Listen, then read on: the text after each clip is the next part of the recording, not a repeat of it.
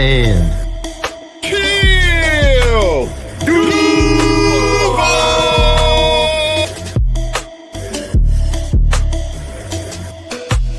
You know what it is, man. You're locked in the third and TEAL where they keep it real. And if you don't know, you're going to learn today. Third and TEAL, baby, and I'm out. Let's go. Welcome in, everybody. Welcome back to Third and TEAL, episode 82. We're creeping up on that big 100. Couldn't do it without y'all. So happy to be here. Trevor's already commented hashtag Duval. Yeah, honestly, you kind of commented it like he was saying it with the Duval, with the long L on there. So that's going on you for that one. But anyways, welcome in. I'm gonna go straight to Eric because Trevor seems like he's having a meltdown over that. Eric, how you doing? I'm doing good, man. That's a hell of a way to start off the show. But hey, I'm doing good. It's good to be back with the brothers talking some Jags football, man. I tell you. Oh yeah. Let's go. Okay, Trevor, Officer Trevor, Mr. Officer Nasty Trevor. What's going on? Oh, hey, we doing good, man. We doing good. We back in the building. Yeah. We had some family stuff to take care of last week, so we couldn't make it in front of the camera, guys. We're sorry about that, but it's off season anyway. It's okay. It gave us some time to keep up with the boys, start tracking what's going on, see if we missed anything, get some time for something to happen. I don't know. Yeah, I agree. Something did happen. Well, pray tell us what did happen. The boys went to the Bahamas.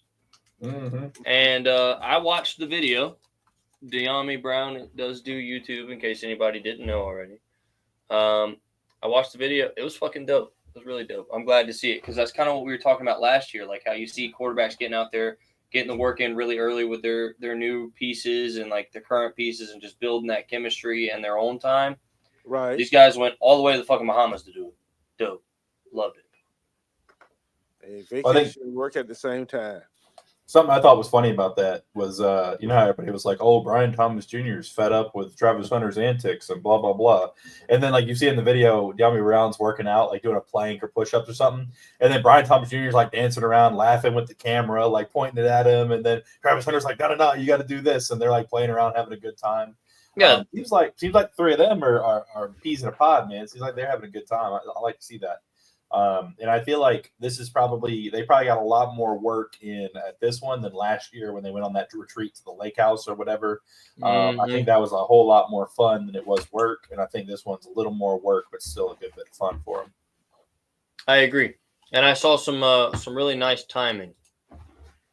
Like, because they actually did a good job of making sure the camera got in shot. They got some really nice timing routes.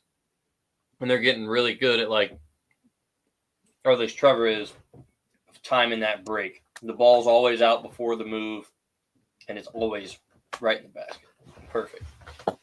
So it looked really good, man. I mean, honestly, that's really about all we have to go on for this point in the off season. It's not like this is super busy. So really, unless I'm missing something, the main reason we come on here is for anybody to come into the chat and start asking questions about shit that we might know about. Because all right, episode over. Great job, gentlemen. Travis signed his contract. Yep. Travis signed his contract. He did. He got paid. Got to sign his bonus all up front. Uh-oh. You're missing a Coke Zero. Okay. All right, that's from last night. Well, yeah, man. What was so great? Y'all, they trying to replace me with you, man? I mean, I'm kind of salty. No, I'm just kidding. I'm good. You're chopped liver now, buddy. I know. I'm glad y'all had a good time. I thought it was funny too because I put in there. I'm like, I got more stock in this company than any of y'all, and Pete Curtis is like, no lies here. No lies told. No, man.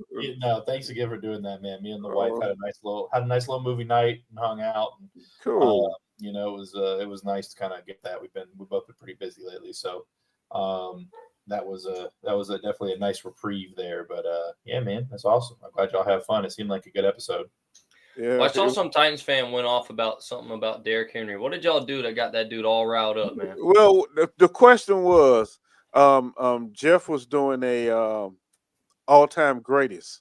Oh, yeah. See, that's Yes. where you fucked up. You can't let AFC Jeff be South. the all-time greatest anything. I mean, it was just something he just popped in his head, and he did while we were sitting there.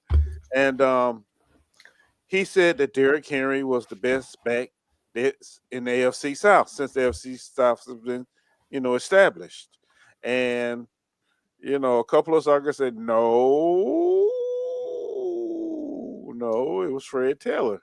And so we went back, and he saying that just it was Derrick Henry, and then Andrew said Derrick Henry runs better with Baltimore than he ever did with the Titans. No, that's crazy work. That's So, funny because yeah. it's Andrew that said it. It's not even like it was one of the other fans. Yeah, it's a Titans fan that said like that, but that's crazy work, dude, because that is so far from the truth. It's not funny.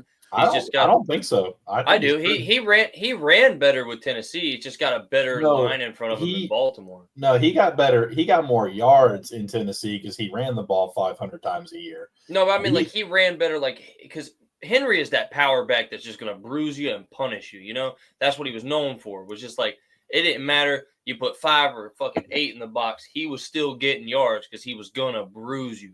He still will put some power on. He's still laying it on you. But them first five years or so in Tennessee, that motherfucker was a freight train for real, unstoppable force. He definitely ran better to who he is in Tennessee, but he's definitely gotten better with age too, as far as the technique goes. And he doesn't run, I don't think he runs better in Baltimore. I just think Baltimore is way better with their scheme about it too. Just way better. Yeah.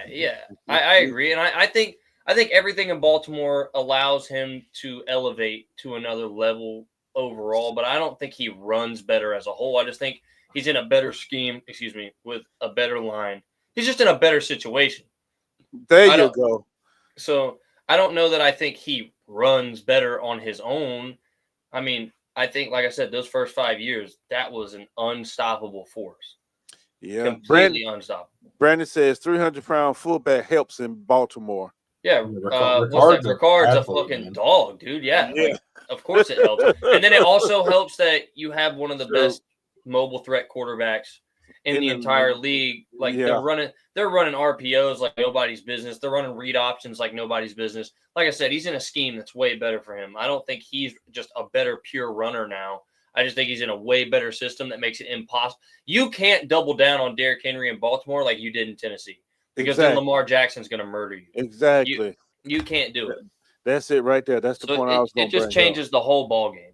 And I don't, like I said, Derrick Henry's a dog. And honestly, I'll be honest. Love Fred Taylor. Love Freddie T. But I really don't know that he carried us as hard as Derrick Henry carried the Titans. I mean, Derrick Henry carried the fucking Titans, dude. Drugged them, put his shoulder straps on, and just started tugging. I mean, in that conversation, though, I think if you're talking purely statistical, looking at what they did, I'd say Derrick Henry's the best. But I think Fred Taylor had more talent as a runner. Oh, I agree with that. Henry does. Oh, absolutely, I agree with that. I think Derrick, if Fred Taylor was a big back, don't get me wrong, but if you put an extra 20 pounds on him and an extra 2 inches, I mean he's one of the greatest running backs of all time. I mean he already is. If he would have had a longer career, he'd be easily up there. But I think he's a better pure talent than Derrick Henry. I think Derrick Henry was fast, but he had the size to help him. But Fred Taylor, he's a big back, but I mean, I think he was more talented. Yeah. I agree. He can do a lot more. Way more shifty. Because he can go over you, but he can also hit the corner and shake you out and get out there. Right. With Derrick Henry, you're hoping that he gets somebody one-on-one so he can just bruise them. Right. Fred Taylor, it really didn't matter if you got 1-on-1, 2-on-1, or 3-on-1. He was shifty and he had a good power punch behind him too. If we're talking the most talented, then it's honestly, I think you got to put Maurice Jones-Drew in there too. If we're just talking about pure talent in the AFC South, because MJD was a different breed of shifty and just finding holes holes where there were no holes. And that's that's what you want your running back to do. 4'3". I mean, you know, when you're absolutely. But I mean, hey, Maurice Jones-Drew would run into a pile of 8 and be the only one running on the other side. That is a fact. So I mean, if we're talking just like pure talent, then Maurice Jones-Drew's got to be in there too, because nobody found a hole like MJD found a hole. Well, like, that's a fact. This part here was just first team, so that's the problem we were having, because Arian Foster name came up. Fuck no, get that shit out of here. CJ Johnson name came up. CJ 2K or Chris Johnson, he believes to be in there. He definitely deserves to be in there. CJ 2K was one of the fastest backs in the league in his time. He was elusive as fuck. He was unstoppable too. Like, he absolutely deserves to be in that conversation also. But get Arian Foster the fuck up out of here, because he is not the same kind of talent as those dudes. Like, was he good? Yeah, I'm not saying he was bad. He was not bad. But he was not those dudes. He was not on that level. Stop it. All AFC South? No. I mean, I'm talking about, you can't. I'm not putting him in the conversation with Derrick Henry and with fucking Fred Taylor and with CJ 2K. Like, you can't put those dudes in the same conversation, because that's a different level of talent. Like, it really is. Mm-hmm. Dude, Chris Johnson was so fast. Chris Johnson was like the Tyreek Hill of his time. Like, he was that fast. Yes, he was a blazer. Yes. He was a blazer. And Derrick Henry would drag you 90 yards. I ain't never seen Arian Foster do no shit like that.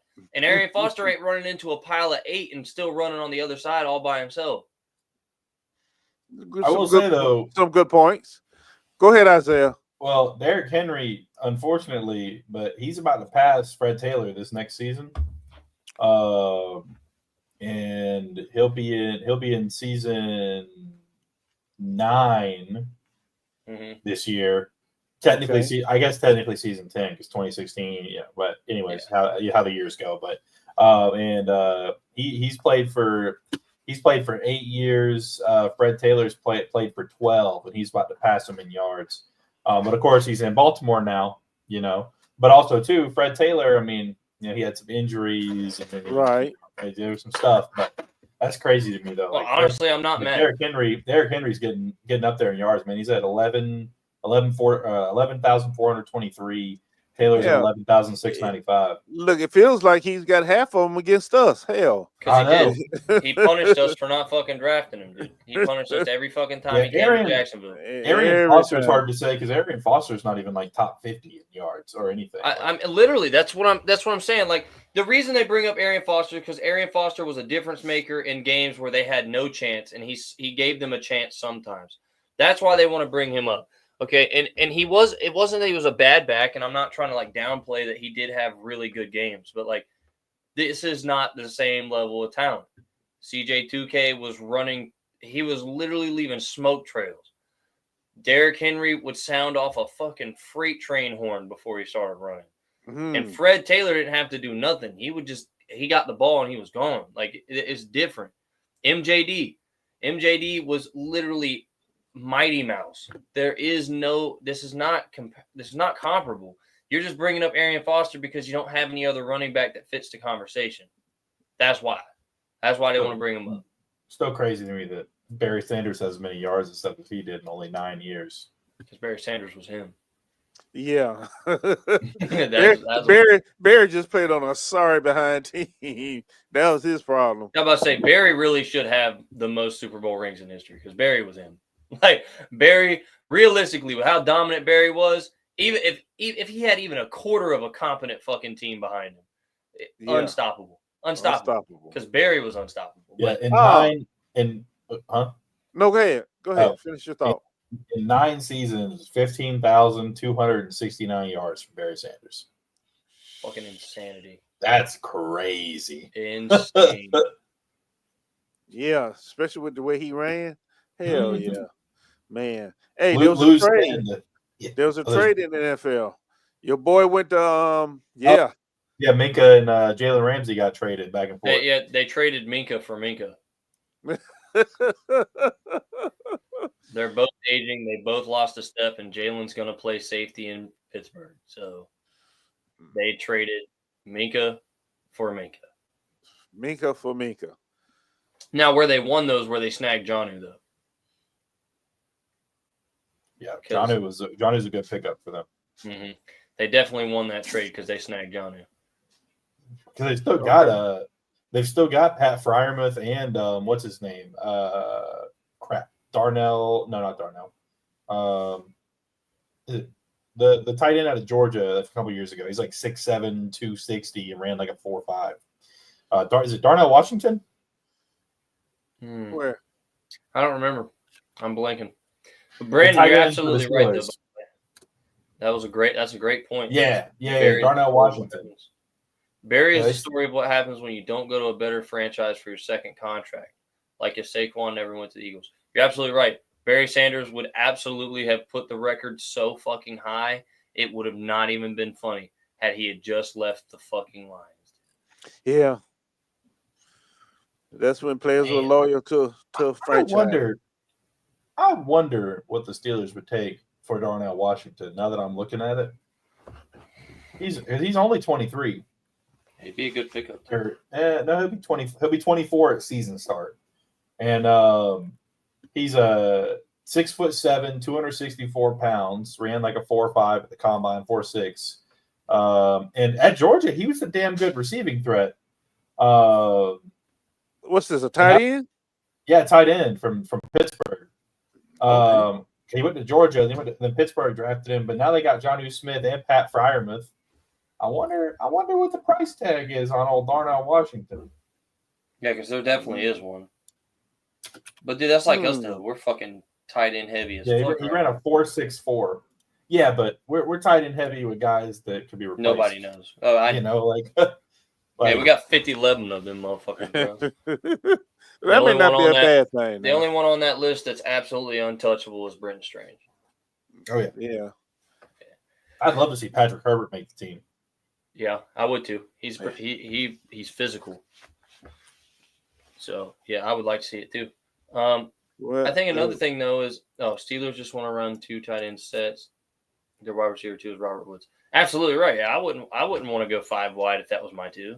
Fuck, it only gets worse from there, buddy. I don't think so. Right. I think the dumbest thing they could have done was traded George Pickens, bro. You finally got somebody to compliment him on the other side, and you get rid of him. I think it was more of an attitudinal thing than it was anything else. Hey, but you know what, though? You know how many times we look back and say letting go of Jalen Ramsey was a mistake because he had attitude? Well, you're right. But you're talking about – I think that's different, though. You're talking about the number 1 corner in the NFL versus a guy who's middle of the pack wide receiver. I know, but George I think George would actually elevate even higher with someone opposite of him to take the attention off. I do. Because George Pickens makes fucking stupid catches, dude. He does, but the problem is if he comes to a franchise like Jacksonville, he's going to get called for all his pass interference. No, I don't think we should get him. I'm just saying, if he doesn't go to the right place, if he doesn't go to the Chiefs, he's going to get called on all that because he pushes off really hard. He throws people on the ground. Like, he's a dirty player. Like, he is. I've watched him at Georgia. In practice, he's doing that kind of shit to his own teammates. Like, that's not somebody you want around. But you're getting shit. I mean, he just, that's what I always said about what's his name, the kid at up in New York, the Jets, the corner, Sauce Gardner. Like, if he played for the Jaguars, he's getting called on all that PI. Oh yeah, and then he's the most holding ass bitch. Well, he started getting called in year 2 and year 3, and now he's like he's just a corner. Like he's not the guy anymore. Yeah. Yeah, I think the guy is going to be Quinyon Mitchell or it's going to be Coop because Cooper DeJean was fucking nuts, but Quinyon Mitchell was actually like really good. Yeah, really good last year. He was like locked down central. Yeah, he was. He was. And honestly, though, I think a guy we have that could potentially become that next, like, I'm him, if we help him, is Jarian. I knew you was going to say it because I agree wholeheartedly. It's Jarian. Jarian's a dog, man. I don't care what nobody says. That dude is a dog. And he's got that attitude on him, but the good attitude, that, like, fuck with me if you want to. Like, go ahead. Right. Test me if you want to. Go ahead. Throw that bitch deep. I'm going. I'm there. And as a corner, that's the kind of attitude you need right there. Mm-hmm. That is the kind of attitude you need. And I hope Travis brings that kind of attitude when we play the Chiefs, because Travis Kelce, done put a little shit on you. You see what he said? Yeah, we talked about that last night as well. Yeah, where Travis said all and he's saying all that they too, got to do is he's like as if he had some amazing season last year. Like he's falling off hard. I was about to say, bro's talking like he didn't drop like 3 passes just in the Super Bowl, bro. Get out of here. Well, I mean, the man said what he said. And if you think about it, there's probably some coordinators that's going to try it. You know, they're going to try it. Oh, just to see. They're going to learn. Exactly. My thing, though, you try shit until you throw an interception. I was about to say, he's making it sound like Travis is just going to give up these go balls back to back to back to back. Right, to back. right. Well, they're just trying to wear him out. I was going to say, well, first of all, you only got 4 plays before a turnover, right? Yep. Right. And so that means let's think about this. Because honestly, he was just looking for some way to discredit him. Because let's break this down logically, right? 1st and 10. I might try one then, get him tired. Maybe I'll throw something underneath. But the dude's like the fucking Energizer Bunny. You're going to need to hit him with that shit 6 times, 7 times in a row before you actually start seeing it. So you're going to bang him out 1st and 10, deep shot, right? You might not even throw it at him, but you're just going to throw that route in there just to run him, right? Mm-hmm. Next play. You might run that same thing again. It ain't going to get open up top again. He's not going to let it go. But eventually what's going to happen is everybody and their mom's going to know what you're doing. And they're just going to shade a safety over, and he's not going to have to do it anymore. We'll just drop into a cover 3, and it's over. Dude, streaks don't always hit, and that's the reason they're one of the most exciting plays in football is because they don't hit all the time. And the reason everybody loves them is because they're so hard to make work, and that's because everybody's sitting in zone, man. Hardly ever are you seeing hard man-up, man press on the line, pressing them on the line. And I'm telling you right now, they're not going to have Travis pressing people. He's a better zone corner anyway. Mm-hmm. Put that motherfucker in the zone, and he gets to the ball. We're going to run him in zone anyway. It's not like he's running step for step with everybody every play. It's just like I said, people are just looking for ways to knock on him at this point. Like, honestly, before the draft, I could see like where they were like, oh, I don't know if we should draft him because he might not be able to run both ways. He might not this, he might not that. All right, cool. But since he's in the draft, since he's made it and he's been running both ways so far and he's been keeping up so far, now it's just like everybody's just like, oh, well, now I gotta come up with something to say. Right. Gotta be something. And that's really what it feels like because dude's done nothing to show that he can't do it yet. Fuck, everybody just sit back and watch because it's kind of like with Tom Brady, man. Everybody hated on the motherfucker until he retired because then they realized that they were really watching the greatest of all time. Right. Right. And I'm not saying that he's going to be the greatest of all time. There's no way to know. But I'm saying, like, motherfuckers are always quick to, like, you don't appreciate shit till it's gone. Well, there you go. Watch and learn because this motherfucker has the potential to be one of the greatest players of all time. Maybe not at any one position, but, like, if he can successfully pull this shit off for a long career of, like, if he could do it for 8 to 10 years both ways, and he goes first team All-Pro on both sides, even if it's not at the same time, makes Pro Bowl selections in each position, bro, he's going to the Hall of Fame. He will be a first ballot if he pulls that shit off, guaranteed. Guaranteed. He makes All-Pro selections both sides, and he makes Pro Bowler selections both sides. Absolutely, he's going to be a first ballot Hall of Famer. It's not even going to be close. Okay. All right. We shall see. I'm rooting for him to do it all that. Of course, we have to. He's with us, but I mean, not only that, like, just if you love the game of football, you should root for this guy. Honestly, I mean, I think this is more than just like I hate that team or I hate this team. Like, if you actually enjoy football and you enjoy like watching it evolve, because football has to evolve or it becomes stale and not fun anymore. Correct. Like, so if you really love football, you want the game to evolve. He has got change fucking plastered on him. If he can pull this off, you know how many kids watching that are fucking 8, 9 years old right now, going to hop on a fucking treadmill tomorrow just to get their stamina through the fucking roof and start trying to play both sides? A whole lot. I'm just saying lot. that you're going to see it. If he pulls this shit off, you'll see two-way players everywhere. Fuck, Green Bay's got a two-way player now. I don't remember the dude's name, but he's trying to play both ways this year too. See? Imagine. Trendsetter. That's what he is. Mm-hmm. That's what I'm talking about right there. Mr. Producer, man, well, you've been busy, but I know I sent you that sound clip of Travis Kelce talking. Did you? Yeah, I think I did, Uh-oh. but it's all right. We done talked about it now. But yeah. But I want to talk about mean, something too, though. Trevor has been in the headlines everywhere about regarding next year, about like whether this year is like this or that. You know, I gotta say this, man. For a motherfucker that's so bad, he's sure the fucking center of conversation in so many talk shows, man. And you know why? I'll spell it out for the people that don't understand it at this point. Because at this point, if you don't understand it, you're hating, and it's a choice. You know, they know the dude's good. Like they know who he is.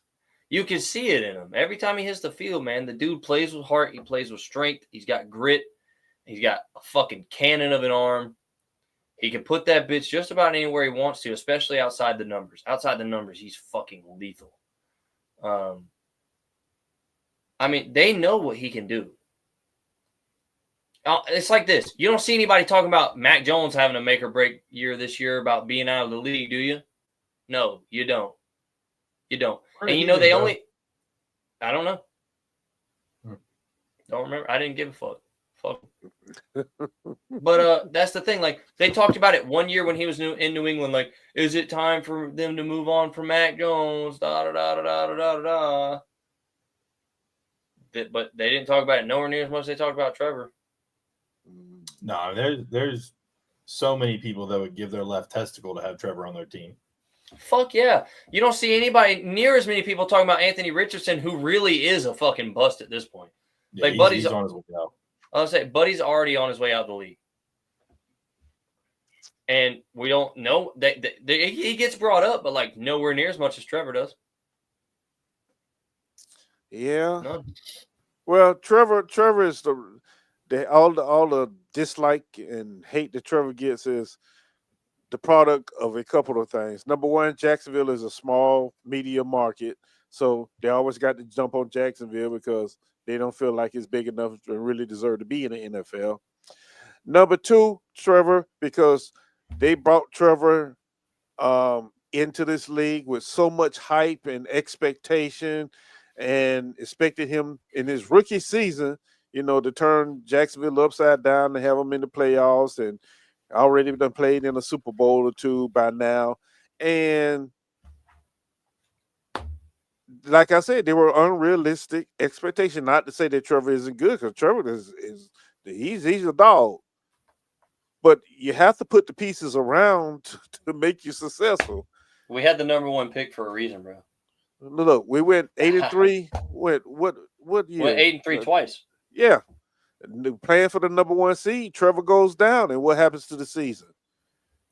Good. Come on now. Just falls apart. So, you have to learn who to listen to and when to listen to them. Because right now it's nothing but dead time, so everybody's picking on something. And yeah, they're going to pick on Trevor. They're going to pick on him. Just like they picked on Josh Allen. Now they can't say nothing but good things about Josh Allen. Yeah, I remember they were saying the same thing about Josh Allen down up in Buffalo. Trevor done had, 3 regime changes now as far as coaches? Come on. That ain't going to help nobody. No. Let's be honest about that. So we hear them knuckleheads in there talking, and there's certain ones that's always going to say something negative no matter what's going on in Jacksonville. So just, yeah. It's just getting asinine at this point. It's getting asinine. It's like there are certain people that I watch, right? And I'll watch, and even though I know they're going to say something I disagree with, I can still respect an opinion even if I disagree with it, right? Okay. But at certain points, it's like you're either completely delusional and you actually believe this, or you are just straight up bullshitting, because it's not even remotely close to reality.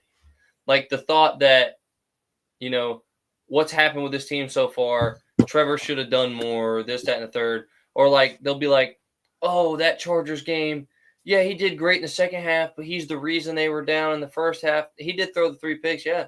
You're absolutely right. But the reason that people cherish that game and hold that game so high in regard is because I don't think I know 5 other quarterbacks in the league that had the mental resolve and the strength to throw that and then come back in the second half cocky as fuck and still sling that bitch and rip it all the way back to the win. I can name maybe 5 other quarterbacks. Maybe I don't know.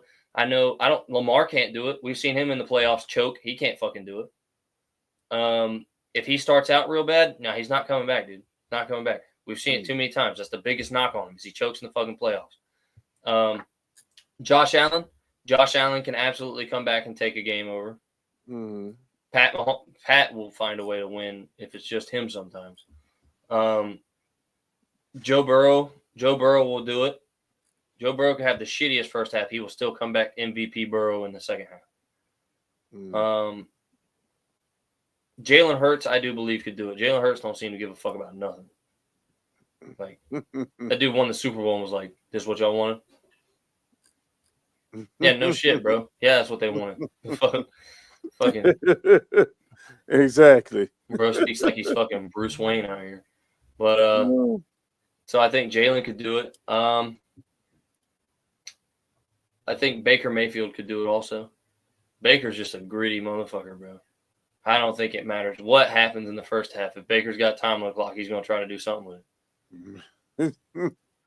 That's it, man. I don't think there's anybody else. Fuck. Matt Stafford, maybe, I guess.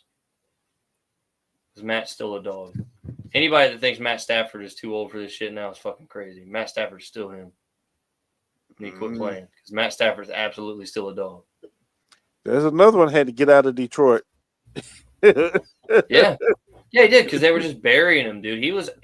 I think if he goes anywhere but Detroit, like a competent team, he'd be in a conversation like Patrick Mahomes is, dude. Like, because Matt Stafford is next level ball placement. He got really high IQ, fucking great arm strength. He's not gonna fucking bomb at 85 yards, but he's got good arm strength to zip it into a pocket.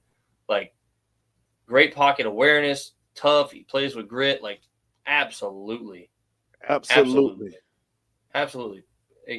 Matt Stafford is fucking phenomenal.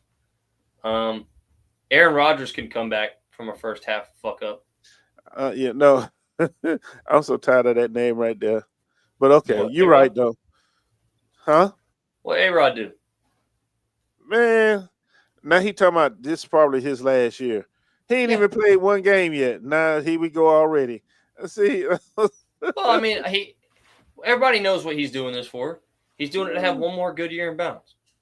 I mean, that's the only reason he came back. If he would have had even a winning season last year, you don't think he would have came back? No, fuck no. Okay. That one last playoff run, did he out, or just a good regular season? Exactly. He's gonna make one last hard charge. Another Mike Tomlin special, 9-8, and at least I didn't lose my 500. Exactly. Okay. But fuck, it might be Mike Tomlin's last year too, bro, because I think Mike Tomlin has reached the point that Doug reached here. He just did it. It just took him way longer to get there. It's just, this is about all you're gonna get from me, man. I mean, they had to have reached a peak at this point. They do the same thing every year now. 9-8, maybe 10-7. First round exits. Pittsburgh has always been loyal to their head coaches, so that'd be very, very interesting. 3 in the existence of the freaking team. Right. Yeah, right. Brandon, I agree with you there. Everybody says Rodgers is ass and this, that, and third. Rodgers wasn't good enough to overcome becoming a Jet. You're absolutely right, dude. Because Rodgers is not mobile, dude. He's not. No. And the Jets' offensive line had that man running for his fucking life. And you got to think, too, he's always sat on pretty damn clean over there in that pocket in Green Bay, man. He ain't never really had to run for his life. He goes over to fucking New York and just starts getting fucking slammed, dude. Just fucked up. And then, I mean, he came to Jacksonville and he looked fucking great. It wasn't just against our defense, though. Like, he did that. Everybody's hating on him, but, dude, he had better stats last year than than Josh Allen, I think, in most categories. Like not yardage, but like there was his QBR is really good. Like his yards are good. He wasn't bad, dude. He really wasn't. He was not bad at all. Just that team fucking sucks. I mean, that's just it's crazy though. They are doomed to suck, and I kind of worry about that with us sometimes. We're not nowhere near as bad off as they are with it. Like they are fucking cursed because they've got dogs all over that roster, and they still fucking suck. But you know what though? It goes to show that without an offensive line, you ain't doing shit. Yeah, I think that is our point every time we talk. That is our point. I mean, it just comes back. It's the same thing we're dealing with now. If we don't have an offensive line this year, it'll be just as bad as last year. Don't matter what pieces we move. Doesn't matter what we picked up. If we can't get time in the pocket, we're still fucked just like we were last year. Yep. And trust me, y'all, we know what that looks like. That's not a good picture. No, I mean, and everybody complained about Trevor's contract, this, that, and third. Well, I'll tell you what, you ain't gonna have to deal with it much longer because he's gonna medically have to retire if we keep letting him get the shit kicked out of him. So don't give some of them people out there hope like that. No, man, it's tragic. It really is. You know, man, I don't think there's a GM in the NFL that wouldn't take Trevor if we put him out there on the market. Fuck no. I don't care. The only one that wouldn't go get him probably is the Bengals, because not only do they not have the money, but they're good. You know, the Chiefs ain't going. The Chiefs ain't going to do it. They got that. Right. The Ravens ain't going to do it. They believe in Lamar. The Bills obviously believe in Josh. The Eagles are good with Jalen because Jalen wins games, even though he's not like the greatest quarterback of all time. He wins games. What's up, Cedric? You know, I think other than that, Trevor could definitely go make a push for a starting job at any other teams in the league. Yeah. Jets O-line slowly looking better. Yeah, slowly looking better, but not fat. That slowly is too damn slow. Because Aaron Rodgers had to get good now. Happy 4th to you too, man. Appreciate that. Heck yeah. It's the 4th already? No. Tomorrow. Oh, dang. Okay. I work. Good, though. Good. We're getting closer to training camp. Closer to real action. Yeah. Something to talk about on a weekly. Yeah, man. Membu is going to be a fucking monster. I think so. Well, I agree. Well, hopefully. But he playing for the Jets, right? Yeah. Yeah, okay. Wish him luck. It's right on par. It's right on par. He'll be a monster, and then the rest of the team will fucking suck around him. It's right on par. Okay. Well, we shall see. It's getting time. That is all I've got. So anybody got anything else? No, that's all I have myself this evening. Well, thanks for coming on, gentlemen. Of course, man. Always a good time. I'm ready for my slow season, man. I'm getting tired of all this stuff. You know, we do play the Jets, and it'll be okay. We're going to dog walk their ass, Cedric. Yeah, we are. Yeah. But yes, sir. Well, thanks for coming on, boys. Thanks for everybody who showed up and showed out. Y'all have a good night. And as always, Duval. Duval. Don't fucking do it. Don't fucking do it. He already done blamed you.